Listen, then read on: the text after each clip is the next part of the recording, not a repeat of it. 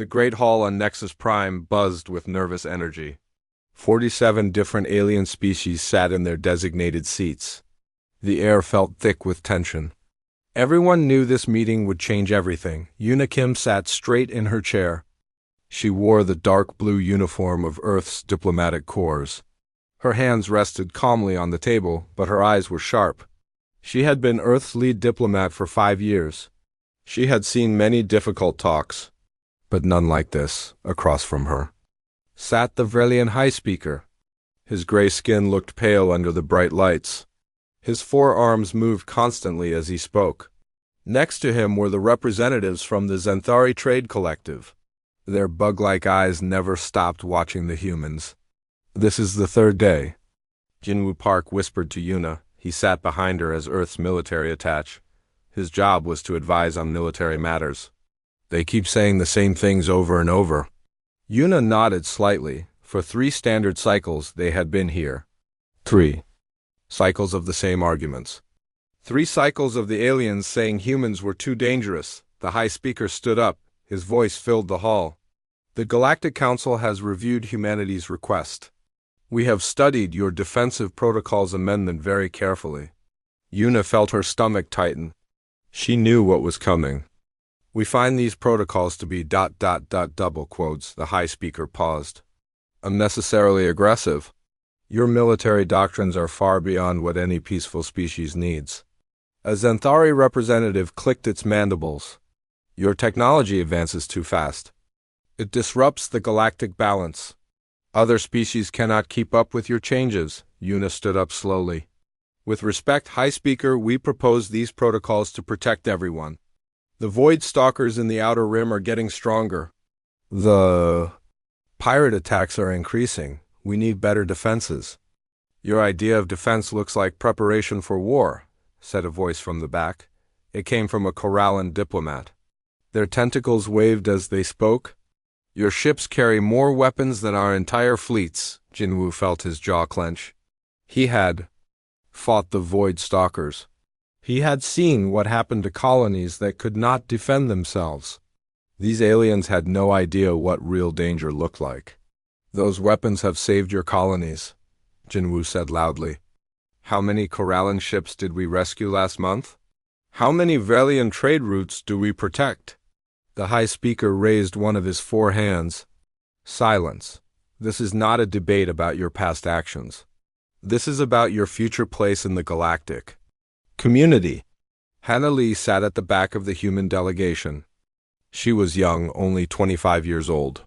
This was her first major diplomatic mission. Her job was to analyze alien behavior and reactions. She watched the other species carefully. The Vrelians kept looking at each other. The Xantharus whispered among themselves. Even the usually calm Bellari seemed nervous. Something was wrong. They were all afraid, but not of the Void Stalkers or pirates. They were afraid of humans. "The Council has made its decision," the High Speaker announced. "We cannot approve your defensive protocols amendment. Furthermore, we believe humanity needs ... guidance." The hall went completely silent. Yuna felt ice in her veins. "What kind of guidance?" she asked as Xanthari stepped forward. "Humanity will be limited to your current 17 systems. No new colonies. No new military ships beyond replacement needs. All new technology must be approved by the Council before implementation." "You want to cage us," Yuna said softly. "We want to maintain peace," the High Speaker replied. "Your species is young, you are powerful, but you lack wisdom. The Council has maintained galactic peace for 3,000 years. We know what is best." Jinwoo stood up so fast his chair fell over. "Best for who? Best for species that hide behind their walls while others fight and die? Best for civilizations that have not innovated in centuries?" "Jinwoo," Yuna said quietly. But she felt the same anger burning in her chest. The High Speaker's gray skin flushed darker. "This is exactly the kind of aggressive behavior we are concerned about. Humanity refuses to accept the wisdom of older, more experienced species." Yuna looked around the hall. 46 species stared back at her. Some looked afraid, some looked angry. None looked like friends. She thought about Earth. She thought about human colonies spreading across the stars. She thought about human ships protecting alien trade routes. She thought about human doctors saving alien lives. She thought about human engineers building gardens that fed entire worlds, and these aliens wanted to put humanity in a cage. "The Council's offer is generous," said the Corallan diplomat. "Accept these limits and humanity will have a secure place in the galactic community forever." "Secure," Una repeated. Like a pet in a zoo, the High Speaker's forearms spread wide. "This is our final offer. Accept these terms or face the consequences of isolation." Una felt something break inside her chest, not her heart. Her patience. She gathered the papers in front of her. The motion was smooth and deliberate. Every alien in the hall watched. Her hands. "Earth formally withdraws from these negotiations," she said clearly. Her voice carried to every corner of the great hall. The silence was complete. Even the air recycling system seemed to stop. Una stood up. Jinwoo followed immediately. "We will not be constrained by fear disguised as diplomacy." She walked toward the exit. Her team fell in behind her. Jinwoo's hand rested on his sidearm, though he knew he would not need it. Hannah gathered her analysis tablets and notebooks. As they reached the door, Hannah looked back over her shoulder. The aliens had not moved. 46 species sat frozen in their seats. Their eyes followed the humans, but none of them stood up. None of them called out, they just watched as humanity walked away. The door sealed behind them with a soft hiss. In the corridor outside, Una finally allowed herself to breathe. "Ma'am," Jinwoo said quietly, "what happens now?" Una straightened her uniform jacket. "Now we show them what happens when you try to cage humanity." Behind them, in the great hall, the aliens began to speak all at once. Their voices rose in panic and confusion. But the humans were already gone. The breaking point had been reached. And humanity had chosen freedom over security. The galaxy would never be the same. The great hall remained silent for exactly 12 seconds after the humans left. Then chaos erupted. High Speaker Vextari of the Vrelians slammed his 4 fists on the table. "What have we done?" he shouted. His gray skin had turned almost white. "We maintained galactic stability," replied Trade Minister Zelfin of the Zenthari, but his bug-like eyes were moving rapidly. This was a sign of stress in his species. Stability? A Corallan representative stood up, her tentacles thrashing. "Do you know how many of our ships depend on human protection? Do you know how much trade flows through human-patrolled space?" Above the planet, on Earth's embassy ship, Minho Cho sat in the communications center. Banks of screens surrounded him. Each screen showed a different alien communication channel. His job was to monitor galactic communications and report back to Earth. What he saw made his blood run cold. "Sir," he called to his supervisor, "you need to see this." The screens showed frantic messages flying between alien homeworlds. Emergency diplomatic codes flashed red across multiple channels. Every major species was calling emergency sessions. Minho's fingers flew over his keyboard. He intercepted a coded message from the Vrelian High. "Command to their frontier colonies. Prepare for increased pirate activity. Human protection ending." Another message, this one from the Zenthari Trade Collective. "Calculate economic losses. From severed human trade agreements. Priority Alpha." A third message made Minho's stomach drop. It came from the Outer Rim Defense Network. "Human early warning systems going offline. Void Stalker threat level increasing to maximum." "Get me Admiral O immediately," Minho said to his assistant, back on the surface. The council chamber had descended into complete disorder. Representatives shouted at each other in dozens of different languages. The translation system struggled. "To keep up the healing gardens," shrieked a Bellari diplomat. "The medical supplies for 30 systems come from human-managed gardens. Without human biotechnology, they will fail." A Kolari representative clicked his beak nervously. "Our children's hospitals depend on human medical equipment. Our doctors train at human medical schools." High Speaker Vextari raised all 4 arms for silence. It took several minutes for the noise to die down. "The humans were bluffing," he said, but his voice shook. "They will return when they realize they need us. Need us for what? Demanded the Corallan representative. What do we provide them? They protect our trade routes? They patrol our borders? They share their technology freely. What do they get from us except restrictions and insults? Trade Minister Zelphin's mandibles clicked rapidly. He was doing calculations in his head. The numbers were horrifying. 17 major trade routes depend on human space lanes, he said slowly. Human. Ships escort 60% of our commercial traffic. The protection fees alone... He stopped speaking. The cost of replacing human protection would bankrupt half the galaxy. Meanwhile, on Earth's embassy ship, Soman Han worked frantically at her desk. As Earth's economic advisor, she had access to all the trade data between humans and aliens. The numbers painted a clear picture. Humans provided protection for 42 different species. Human technology kept 15 different alien economies running. Human medical supplies saved millions of alien lives every year, but what did the aliens provide in return? Raw materials that humans could get elsewhere. Cultural exchanges that were nice but not necessary.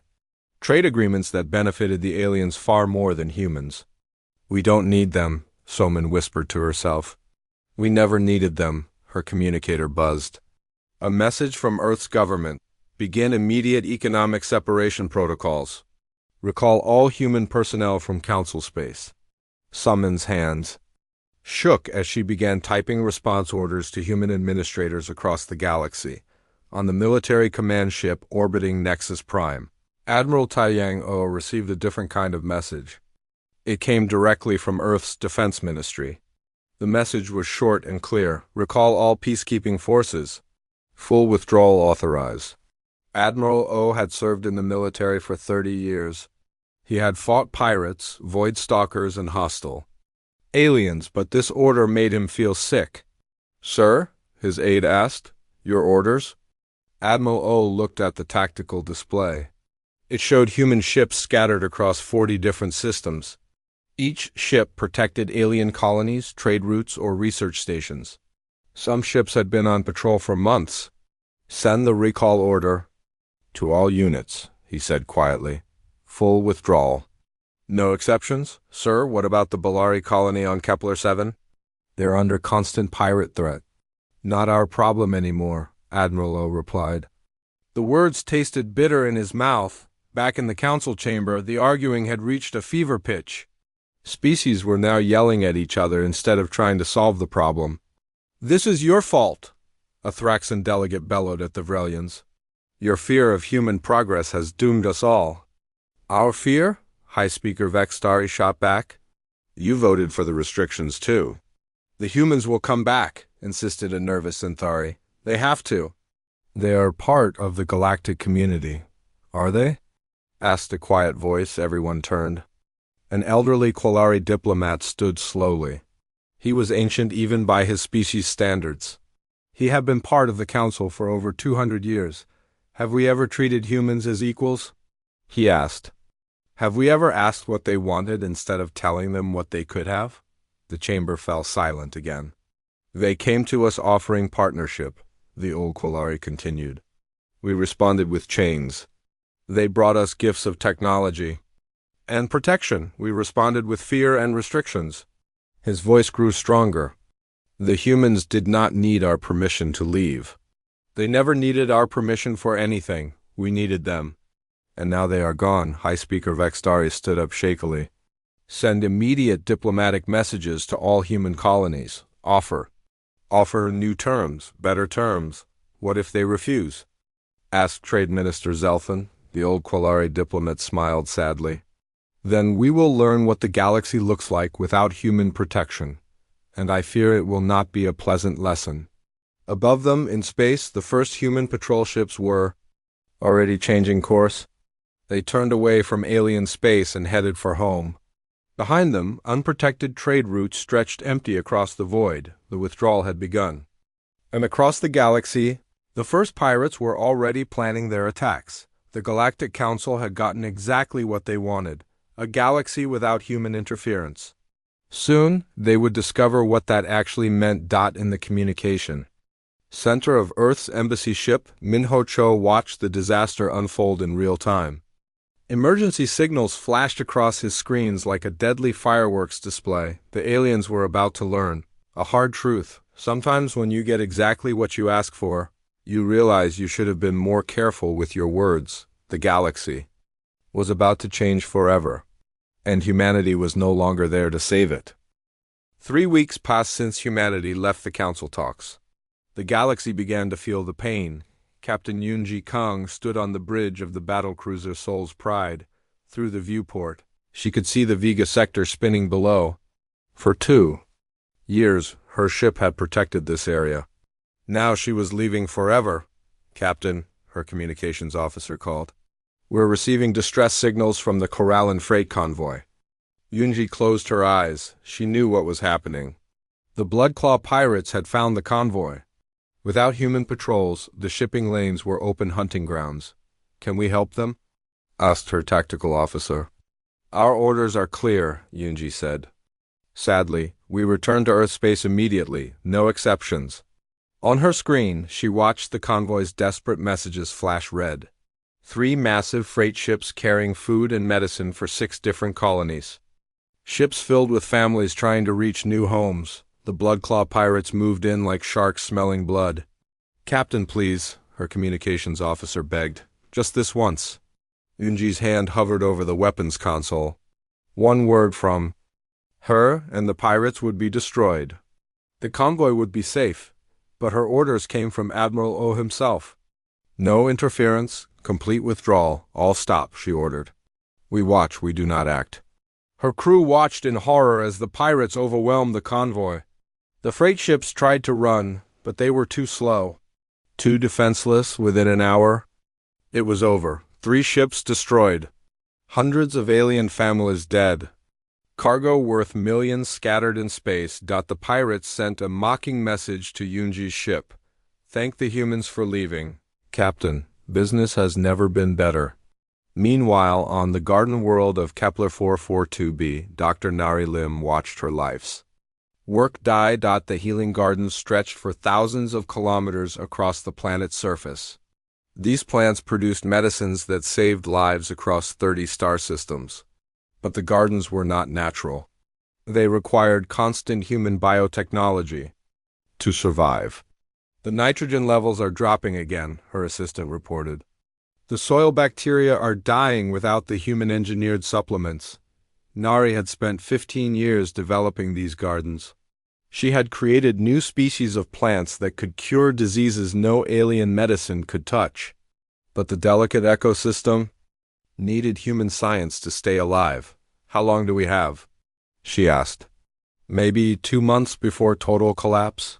Her assistant replied. Nari thought about the Xanthari children who needed medicine from these plants. She thought about the Balari, elders whose pain was eased by garden extracts. She thought about the Kolari, hospitals that depended on these supplies. All of it would die because the council was afraid of human progress on the Xanthari homeworld.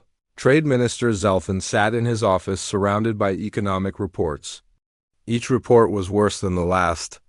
The shipping insurance costs have increased by 400%, his aide reported. Without human protection, no company wants to insure cargo ships. What about the medical supplies from the healing gardens? Dr. Lim says the gardens will fail within 2 months. We have maybe 6 weeks of medicine left in storage. Zelfin's mandibles clicked rapidly. His people were getting sick. The healing plague that had been controlled for years was spreading again. Without medicines from the healing gardens, thousands would die. Send another message to the humans, he ordered. Sir, we've sent 12 messages. They don't respond. Send another one? But Zelfin knew the truth. The humans were not coming back. Not after what the council had done. In the Outer Rim, the situation was even worse. Junwang monitored the news feeds from Earth's intelligence center. Report after report showed the same thing, chaos spreading across the galaxy. Void Stalker attack on Rigel 7, she read aloud. 3 colonies destroyed, no survivors. Thraxon. Empire moves into Vrelian space, read another report. Border conflicts increasing. Pirate activity up 600% in the Corallan trade routes. Each report represented thousands of alien lives lost, lives that would have been saved. If humans were still patrolling those areas, June's supervisor looked over her shoulder. Any responses to our diplomatic messages? None, June replied. The council keeps sending formal apologies, but they won't change their position. They still want to limit human expansion. They want their cake and eat it too, her supervisor laughed bitterly. They want our protection, but not our freedom. On Nexus Prime, High Speaker Vextari called another emergency session. Only 30 species attended. 17 had stopped sending representatives entirely. The situation is challenging, he began. Challenging, screamed the Corallan representative. My people are dying. Pirates destroyed 6 more convoys this week. The Thraxans are threatening our border colonies, added a Vrelian delegate. They know humans won't stop them anymore. What about the healing plague? Asked a Xanthari voice. The medicine shortage is becoming critical. Vextari raised all 4 arms for silence. We must stay calm. The humans will realize they need us. They will return. An old Qualari diplomat stood up slowly. Speaker Vextari, with respect, you are living in a dream. The humans never needed. Yes, we needed them. That's not true, Vextari protested. We provided them with cultural exchange, with diplomatic legitimacy, with restrictions, the Qualari interrupted. With fear, with chains disguised as guidance. The chamber. Quiet. My grandson is in a Qualari hospital right now, the old diplomat continued. He needs medicine from the healing gardens. Medicine that exists because of human science. The doctors say he has maybe 3 weeks to live. His voice broke.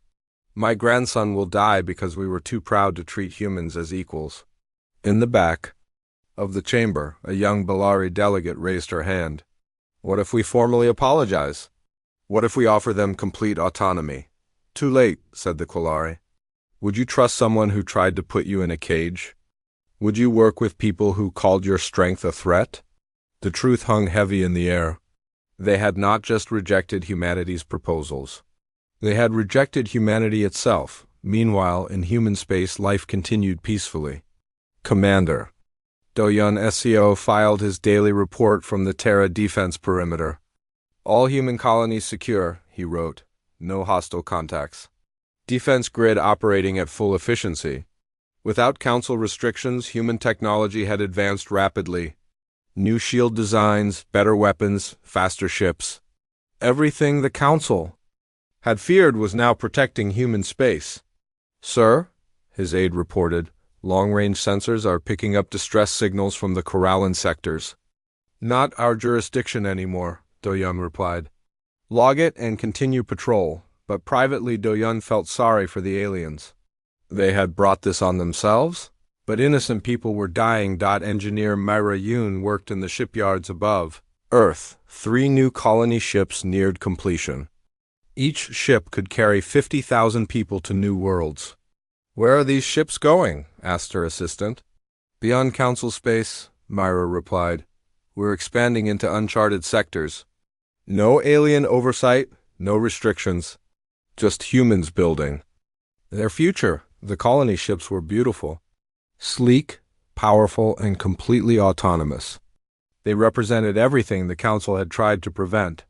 Unlimited human expansion. As Mara watched the ships take shape, she thought about the aliens. They had been so afraid of human progress that they lost the chance to be part of it. Now, they would watch from the outside as humanity grew beyond their wildest fears. The cascade effect was in full swing.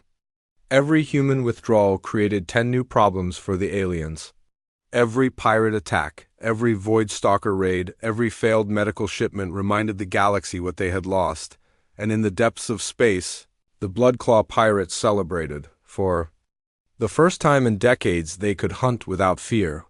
The humans were gone, and the galaxy was theirs for the taking. The Council had wanted to contain humanity. Instead, they had contained themselves in a prison of their own making. 2 months had passed since humanity walked away from the Council. The galaxy was falling apart, Speaker Vextari had not slept in 3 days. His gray skin looked almost white now. Dark circles surrounded his eyes. Emergency reports covered his desk like fallen leaves. Another Void Stalker attack, his aide reported. The Bellari colony on Proxima 9 is gone. 20,000 dead. Vextari closed his eyes. Any survivors? None. The Void Stalkers left nothing behind. This was the fifth colony lost to Void Stalkers in 2 weeks. Without human early warning systems, the creatures appeared without notice. Without human military response, they destroyed everything they found. What about the Thraxan situation? Vextari asked. Worse. They've taken 3 more Vrelian border systems.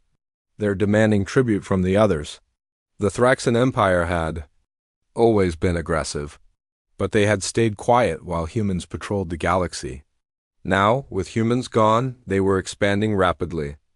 And the healing plague, his aide's voice grew quiet, spreading on 17 worlds. We have medicine for maybe 1 more week. Vextari put his head in his hands. The healing gardens had failed exactly as Dr. Nari Lim had predicted.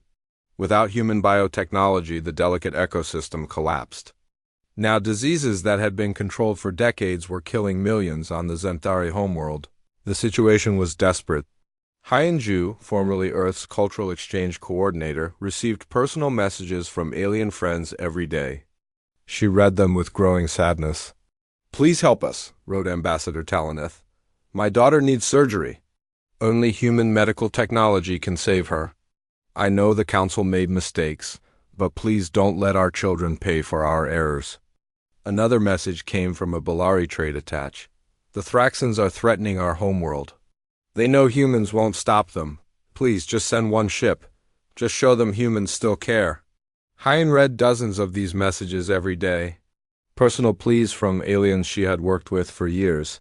Friends who were watching their worlds burn, but Earth's government had been clear. No assistance to Council species. Complete separation until the aliens changed their fundamental position. It's hard to read these, Haiyan told her supervisor. The aliens created this situation, he replied. They wanted us gone. Now they have what they asked for. But innocent people are dying. Innocent people die when leaders make bad choices. That's not our responsibility anymore. Haiyan knew he was right. But it still hurt to watch from the sidelines. On Earth's military command ship, Admiral Taiyang O reviewed the latest intelligence reports. The galaxy was in chaos, but human space remained peaceful. Pirate activity is up 800% in former patrol areas, reported his intelligence officer. The Bloodclaw clan has tripled in size. They're recruiting from dozens of species now. Any threats to human space? None. Pirates won't come near our borders. They remember what happened to the last group that tried. Admiral O nodded. 5 years ago, a large pirate fleet had attacked a human colony. The response had been swift and total. Every pirate ship was destroyed. Every pirate base was eliminated. The survivors spread word across the galaxy, never attack humans. What about military developments? The Admiral asked. Excellent progress. Without Council restrictions, our research teams have made breakthrough advances. New plasma weapons, improved shield technology, faster-than-light communication systems.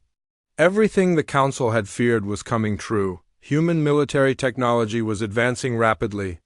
But instead of threatening the galaxy, it was protecting human space while alien space burned. Commander Doyun SEO reported from the front lines.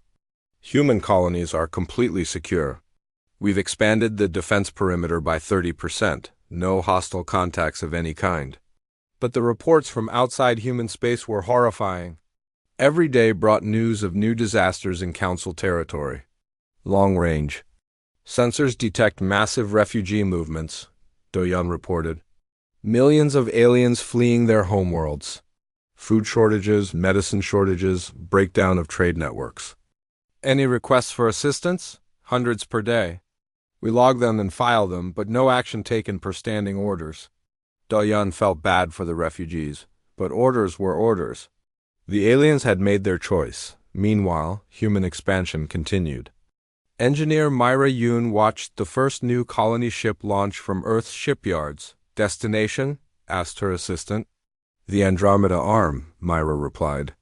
Completely outside Council space. We're founding 12 new colonies beyond alien territory. The colony ship was massive and beautiful. It carried everything needed to build a new civilization: people, technology, factories, farms, defensive systems. These colonies will be completely independent, Myra explained. No alien oversight. No council regulations. Humans building human futures. As the ship disappeared into hyperspace, Myra thought about what it represented. Humanity was not just surviving without the council. They were thriving. Back in council space, the situation grew worse each day. The Corallan economy had collapsed. Completely. Without secure shipping lanes, trade had stopped. Unemployment reached 70%. Food riots broke out on 6 Corallan worlds. The Kolari medical system was failing. Hospitals shut down as medicine ran out.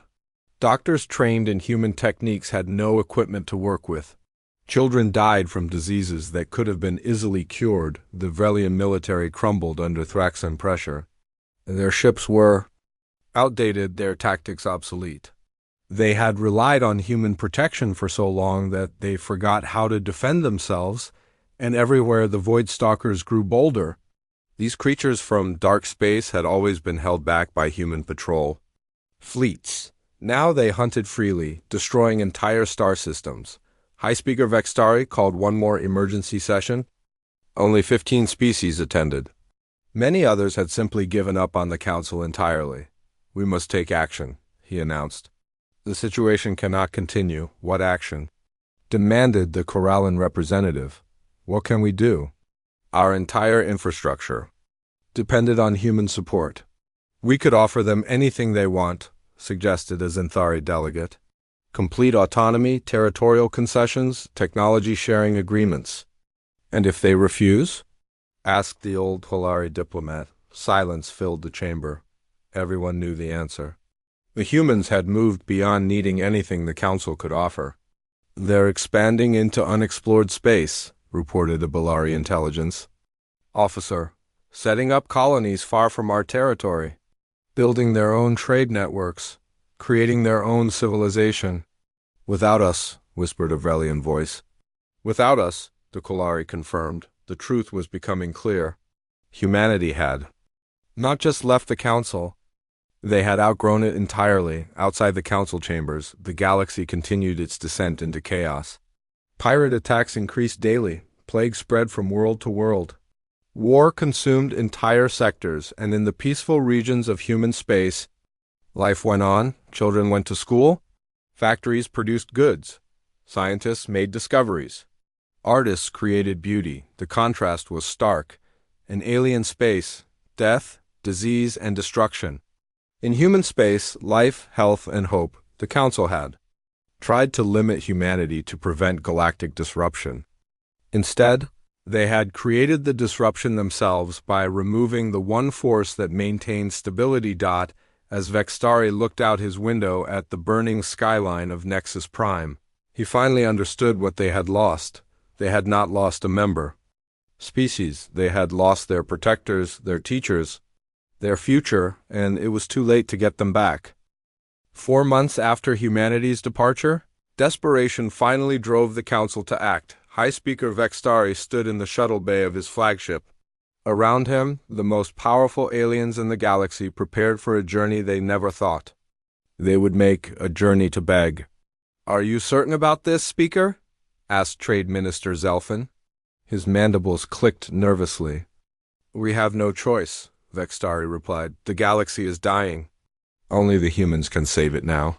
The delegation included representatives from 12 major species. Each one had swallowed their pride to come here. Each one carried desperate pleas. From their dying homeworlds, the journey to Earth's borders took 2 days. As they traveled through space, they saw the evidence of galactic collapse everywhere. Destroyed ships floated in the void. Refugee camps covered entire moons. Distress signals filled the communication channels like screaming voices in the dark. But as they crossed into human space, everything changed. The first thing they noticed was the silence. No distress signals, no emergency broadcasts, no calls for help. The second thing was the patrol ships.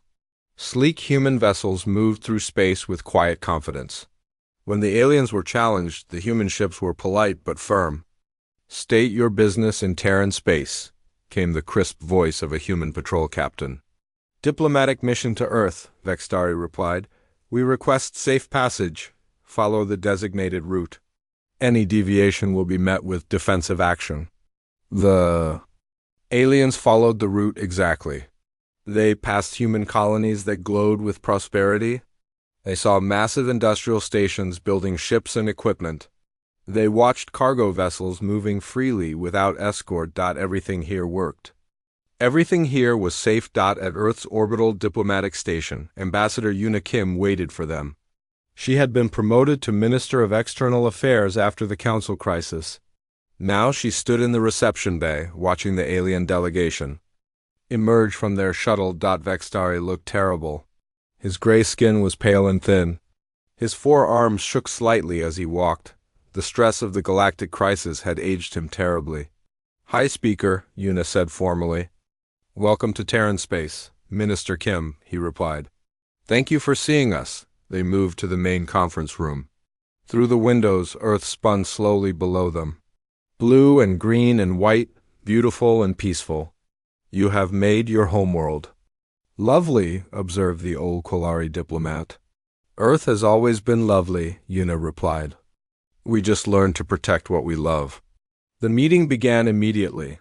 Vextari did not waste time with pleasantries. "Minister Kim, the galaxy is in crisis. We need human assistance to restore order," Yuna nodded. "We are aware of the situation. Our intelligence networks keep us informed." "Then you know that millions are dying, entire species face extinction." "I know that the consequences of the Council's decisions are playing out exactly as we predicted." Admiral Haniel Park sat beside Yuna. His presence reminded everyone of humanity's growing military power. The aliens had heard rumors about new human weapons, faster ships, better shields. "We are prepared to offer significant concessions," Vextari continued. "Complete autonomy for human space. No restrictions on human expansion. Even a permanent seat on the Council's high command." Yuna exchanged glances with Admiral Park. They had expected this offer. "In exchange for what?" she asked. "Military assistance against the pirates and void stalkers. Medical aid for the plague. Worlds. Protection for major trade routes." "So you want us to solve all your problems while you maintain authority over galactic government?" "We want partnership," Zelthan interjected. "True partnership between equals," Admiral Park laughed softly. "With respect, Minister Zelthan, if we were equals, you would not be here begging for our help." The truth stung. The aliens shifted uncomfortably. In their seats, analyst Seokjin Shah had prepared humanity's response. He activated a holographic display showing the galaxy. "This is humanity's counter-proposal," he announced. The display showed human space expanding far beyond current borders. It showed new trade networks that bypassed Council territory entirely. It showed military alliances with independent species who had left the Council. "Complete autonomy for human civilization," Seokjin explained.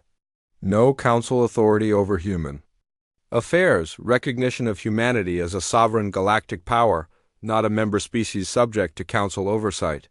The aliens stared at the display in shock. Humanity was claiming equal status with the entire Council. "This is unprecedented," whispered a Vrelian delegate. "So was trying to cage humanity," Admiral Park replied. "You must understand," Vextari pleaded. "We were afraid. Your species advances so quickly, your military grows so powerful. We feared you would dominate the galaxy. So, instead of working with us, you tried to control us," Yuna said. "Instead of partnership, you offered supervision."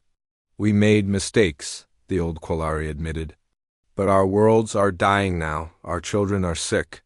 Our colonies are under attack. Can you not find mercy for the innocent?" The question hung in the air like smoke. Yuna felt the weight of millions of alien lives pressing down on her shoulders. "The innocent are always the ones who pay for their leaders' mistakes," She sighed quietly. But changing policy requires more than mercy. It requires trust. We can rebuild trust, Vextari insisted. Can you? Admiral Park leaned forward.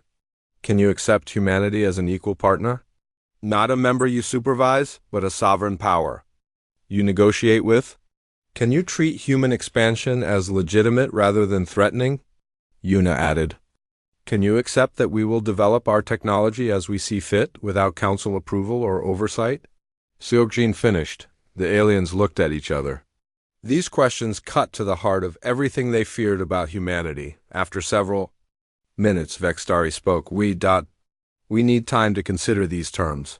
Take all the time you need, Yuna replied. But understand that our position will not change. We will never again submit to council authority. The negotiations continued for 3 days.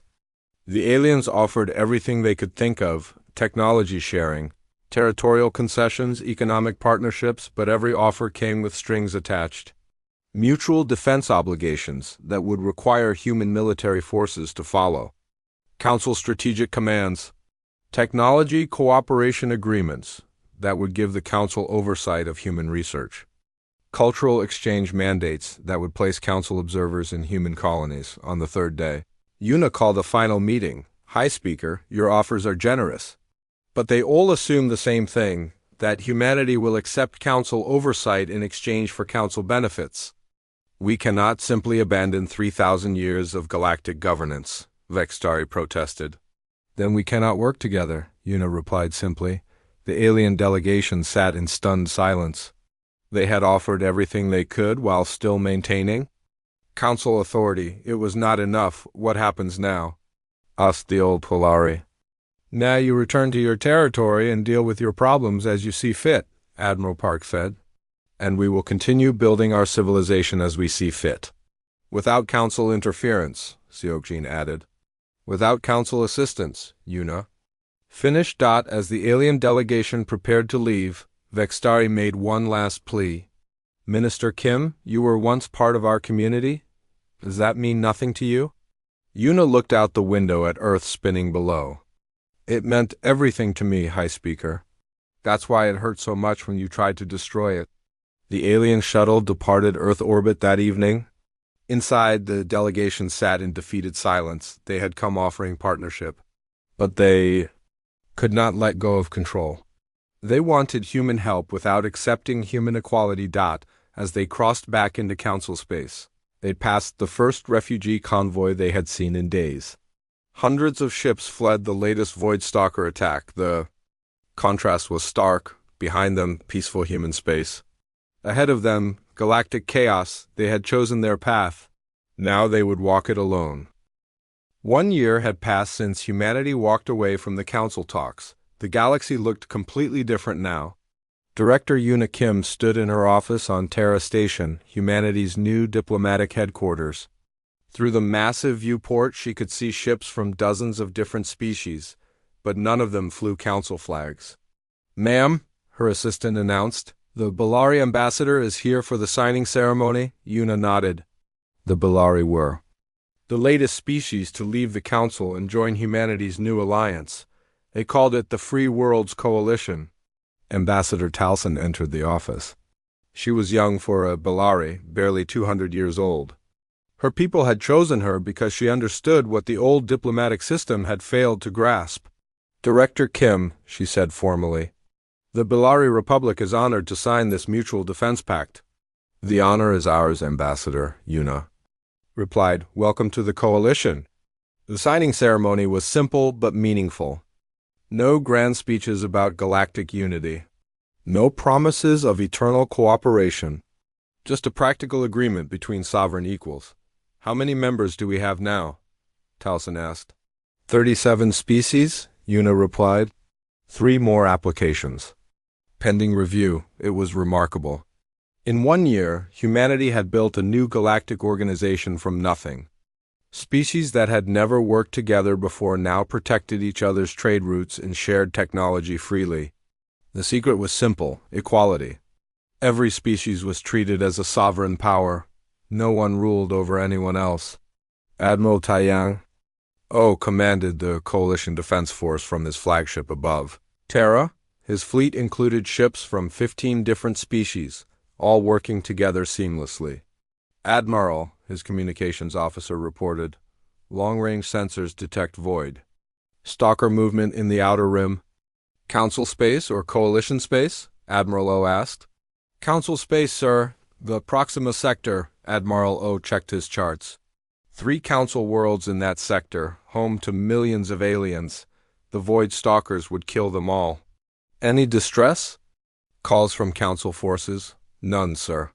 They stopped sending distress calls to us 6 months ago. It was sad but not surprising. The council had too much pride to ask for help, even when their people were dying. Maintain course, Admiral O ordered. Not our jurisdiction. On the surface of Terra, Dr. Nari Lim worked in the New Eden Gardens. These new facilities produced medicines for all Coalition members. The biotechnology was even more advanced than the old healing gardens had been. Doctor, her assistant called, we just received a request from the Kolari Medical Authority. They're offering to trade rare minerals for healing supplies? Nari paused in her work.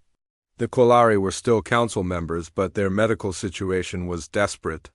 Children were dying from diseases that Coalition medicines could cure easily. What are our standing orders regarding council species? She asked. No assistance without formal diplomatic recognition of the Coalition, her assistant replied. Then send them the standard response. We'll be happy to help once they join the Coalition and accept its principles of equality. It was harsh, but necessary. The Coalition could not reward the Council's stubborn pride while Coalition members sacrificed to build something better. Meanwhile, Captain Minho Cho explored the edge of known space in his ship New Horizon. Humanity's expansion program had accelerated dramatically without Council restrictions. Captain, his science officer reported, we've found another system suitable for colonization. 7 planets, 3 of them habitable. Any signs of intelligent life? None detected, sir.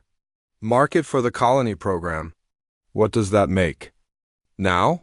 43 new systems claimed for humanity in the past year, sir. 43 systems. The Council had tried to limit humanity to 17. Now humans were expanding across the galaxy at a rate that would have terrified the aliens, but humanity was not conquering. They were building. Each new colony meant new trade opportunities, new scientific discoveries, new homes for humans and their Coalition allies. Back in Council space, the situation continued to deteriorate. High Speaker Vextari had resigned in disgrace 6 months ago. The new leadership was even more rigid and fearful than before. They blamed humanity for every disaster while refusing to admit their own mistakes. The humans are expanding too rapidly, complained the new High Speaker during a council session. They're disrupting the natural order of the galaxy. Only 12 species still attended council meetings. Most others had either joined the Coalition or simply declared independence. What do you suggest we do about it? Asked a tired Xanthari delegate. We must find a way to contain them again. An old Kolari diplomat laughed bitterly. Contain them?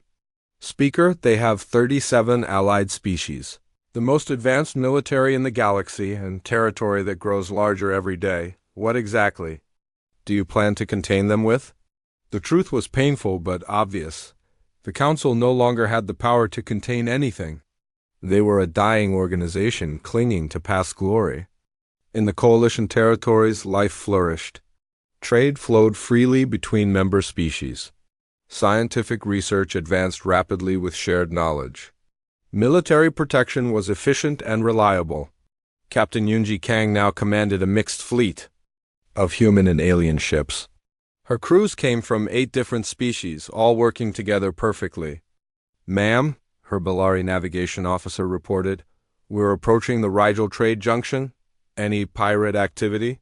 None detected? The trade routes have been clean for months? It was true. Pirate attacks had virtually stopped in Coalition. Space. The combined fleets were too strong, too well coordinated. Pirates had learned to avoid Coalition territory entirely. They focused their attacks on Council space instead, where defenses were weak and coordination was poor. Engineer Myra Yoon launched the 100th new colony ship from Terra's shipyards. The massive vessel carried 50,000 colonists to a new world beyond the galaxy's edge. These colonies will be completely self-sufficient, she told reporters. No dependence on Earth, no dependence on the coalition. Humans building their own futures. But the colony ships also carried coalition members. Delari scientists, Quilari artists, Corallan engineers, species that had chosen partnership over domination. As the ship disappeared into hyperspace, Myra thought about what humanity had accomplished. They had not just survived the Council's attempt at control. They had transcended it entirely. The old galactic order was based on fear and hierarchy. The new order was based on cooperation and equality. And across the galaxy, species were choosing which future they wanted to be part of. In the abandoned halls of Nexus Prime, the Galactic Council held its final session. Only 8 species attended. The rest had either joined the coalition or declared neutrality. "This body is officially dissolved," announced the final High Speaker. "The great experiment in galactic governance has ended." No one protested. No one tried to save the institution. After 3,000 years, the Council simply stopped within hours. Coalition ships arrived to evacuate any aliens who wanted to leave. The coalition offered citizenship to all refugees, regardless of their species' past decisions. Because that was the human way. Judge individuals by their choices, not their government's mistakes. As the last coalition ship left Nexus Prime, the planet fell silent. The great assembly halls stood empty. The diplomatic quarters were deserted. The old order was dead. The new order was just beginning. Director Yuna Kim received the news at her office on Terra Station. She looked out at the bustling space traffic around her. Ships from dozens of species, all flying coalition flags, all working together as equals. "Ma'am," her assistant asked, "any response to the Council's dissolution?" Yuna thought for a moment. Send a simple message to all former Council species. The Coalition welcomes any civilization that accepts the principles of equality, sovereignty, and mutual respect. It was not a victory message, it was an invitation. The galaxy had learned a hard lesson about the difference between unity and uniformity. Unity meant working together while respecting differences. Uniformity meant forcing everyone into the same mold. The Council had chosen uniformity. They had tried to make humanity fit their vision of galactic order. The Coalition chose unity. They celebrated differences while building common goals. As Yuna watched the stars through her viewport, she smiled. Humanity had not conquered the galaxy. They had shown it a better way to live. And species across the cosmos were choosing that better way, one world at a time. The humans had not just exited the talks. They had exited an entire way of thinking about galactic civilization. And in doing so, they had opened the door to something greater than anyone had ever imagined. The age of fear was over. The age of hope had begun.